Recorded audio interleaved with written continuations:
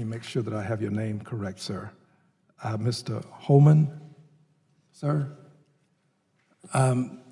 What type of policy do you envision that will help children who are fleeing harm's way with their parents usually or some significant person in their lives have the opportunity to be in a safe, secure, wholesome environment?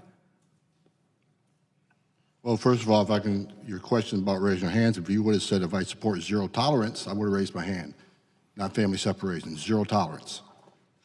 You seem to confuse those two issues. Okay, well, if you would, I'm going to ask that you kindly address my question, but since you raised zero tolerance, I'm not sure what you mean by zero tolerance. Are you saying zero tolerance, no one ever coming to the United States? Is that your zero tolerance policy?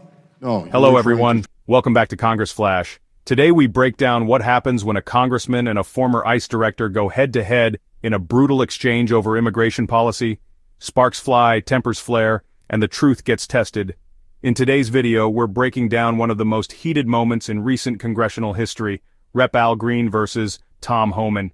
This wasn't just a political back and forth, it was a showdown over immigration, law enforcement, and the soul of U.S. border policy. Here are the most critical moments you need to know. Stick around because some of these might just change how you view the whole immigration debate. It all started with a question. Rep. Al Green asked Tom Homan what kind of policy he envisions for protecting children fleeing dangerous situations. Sounds simple, right? But it escalated fast. Homan didn't hold back. He immediately drew a hard line between zero tolerance and family separation, accusing Green of twisting the facts. No, according to Homan, zero separations that have happened under numerous presidents, not just this president. But zero tolerance, what you're referring to is family separations, zero tolerance that was put in place by Attorney General Jeff Sessions. It was zero tolerance to prosecute those who knowingly, intentionally violate our laws. So, and supporting that policy, you would support family separation then? Whenever someone gets arrested for a crime, they get booked into a jail, their child can't go with them. Just like if I got arrested tonight, my child couldn't go with me. So it's not about family separation. Well, the interesting thing about your argument is that these people committed no crimes. You enter the United States illegally, it's a crime. It's 8 U.S.C. 8 United States Code 1325. It's a crime to enter the United States illegally. It is not a crime. It's a civil offense. No, sir, it is not. It's a violation of Criminal Code, Title 8, United States Code 1325. Illegal entry in the United States. First offense is a misdemeanor. Second offense, if you've been ordered, removed, and returned, is a felony. I agree with that.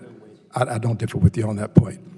But if you have no option, if someone's being prosecuted and getting sent to U.S. Marshal's custody or to the local jail, the child can't go with them.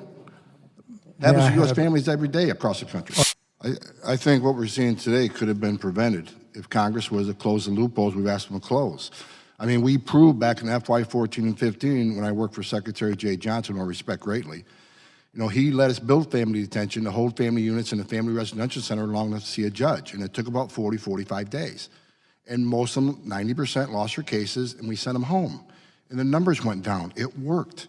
So we're asking Congress, look, we've already proved this worked under the Obama administration. How come we're not doing it now?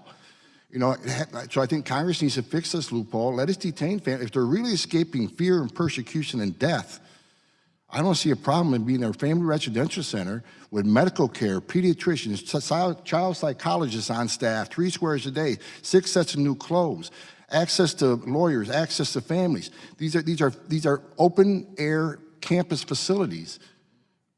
If it saves a life, and that's what I've been testifying the last 4 times. This isn't just about securing our border. This isn't just about enforcing laws. It's about saving lives. It's about 31% of women being raped. If we close these loopholes, we're going to save women from being sexually assaulted. We're going to save children from dying, and we're going to stop bankrolling criminal cartels who are making millions of dollars a day because of the laziness of this According country. to Homan, zero tolerance means prosecuting illegal entry, period. He claimed it's the law, not cruelty. This wasn't just political theater, this was 2 worldviews colliding in real time. Then came the legal bombshell. Green argued illegal entry is a civil offense. Homan fired back with the U.S. Criminal Code. He cited 8 U.S.C. Section 1325, stating that entering the U.S. illegally is a misdemeanor the first time, and a felony if repeated. It was a mic drop moment. Whether you agree or not, Homan's command of the law shut the argument down cold. This moment sent shockwaves through the room and across the internet. Now here's where things got even more intense. Homan argued that separating children from adults during arrest is standard practice, even for American citizens.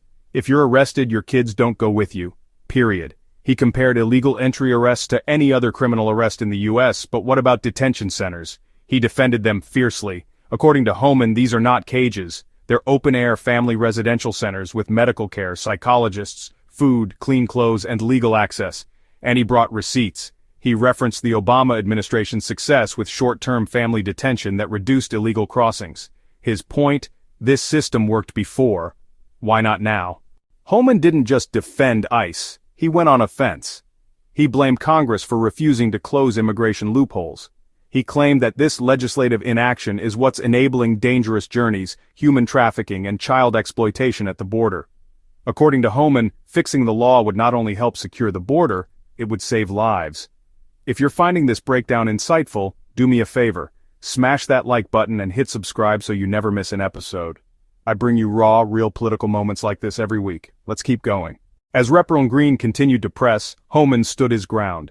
He flat-out rejected any accusations of ICE misconduct, citing his decades of law enforcement experience. He wasn't speaking as a pundit, he was speaking as someone who's lived it on the ground. His closing message was crystal clear: Congress must act to fix the broken immigration system. Until then, the crisis will continue, and more lives will be put at risk. This wasn't just a debate, it was a rare moment of political clarity where two opposing sides laid it all out. No spin, no filters. Whether you agree with Homan, Green, both, or neither, one thing's clear: the immigration conversation is far from over. Drop your thoughts in the comments below. Was Homan right to stand his ground? Or did Green ask the hard questions that needed to be asked? Thanks for watching. If you found this valuable, hit that subscribe button and turn on notifications so you never miss the next deep dive. Until next time, stay sharp, stay informed.